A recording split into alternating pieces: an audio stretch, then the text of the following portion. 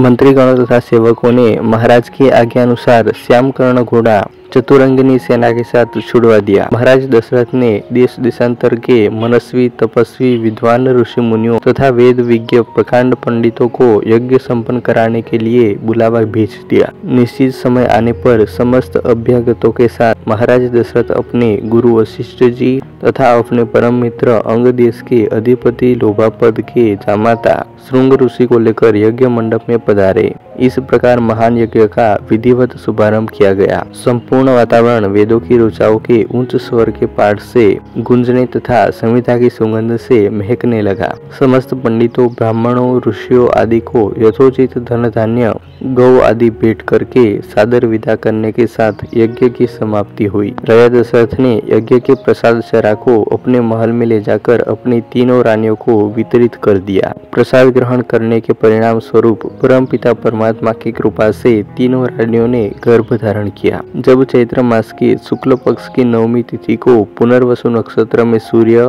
मंगल, शनि, बृहस्पति तथा शुक्र अपने अपने उच्च स्थानों में विराजमान थे, कर्क लग्न का उदय होते ही महाराज दशरथ की बड़ी रानी कौशल्या के गर्भ से एक शिशु का जन्म हुआ, जो कि श्याम वर्ण, अत्यंत तेजोमय, परम कांतिवान तथा अद्भुत सौंदर्यशाली था। उस शिशु को देखने वाले ठगे से रह जाते थे। इसके पश्चात शुभ नक्षत्रों और शुभ घड़ी में महारानी कैकेयी के एक तथा तीसरी रानी सुमित्रा के 2 तेजस्वी पुत्रों का जन्म हुआ। संपूर्ण राज्य में आनंद मनाया जाने लगा। महाराज के 4 पुत्रों के जन्म के उल्लास में गंधर्व गान करने लगे और अप्सराएं नृत्य करने लगी। देवता अपने विमानों में बैठकर पुष्प वर्षा करने लगे। महाराज ने उन्मुक्त हस्त से राजद्वार पर आए हुए पाठ, चारण तथा आशीर्वाद देने वाले ब्राह्मणों और याचकों को दान दक्षिणा दी। पुरस्कार में प्रजाजनों को धन धान्य तथा दरबारियों को रत्न, आभूषण तथा उपाधियां प्रदान किया गया।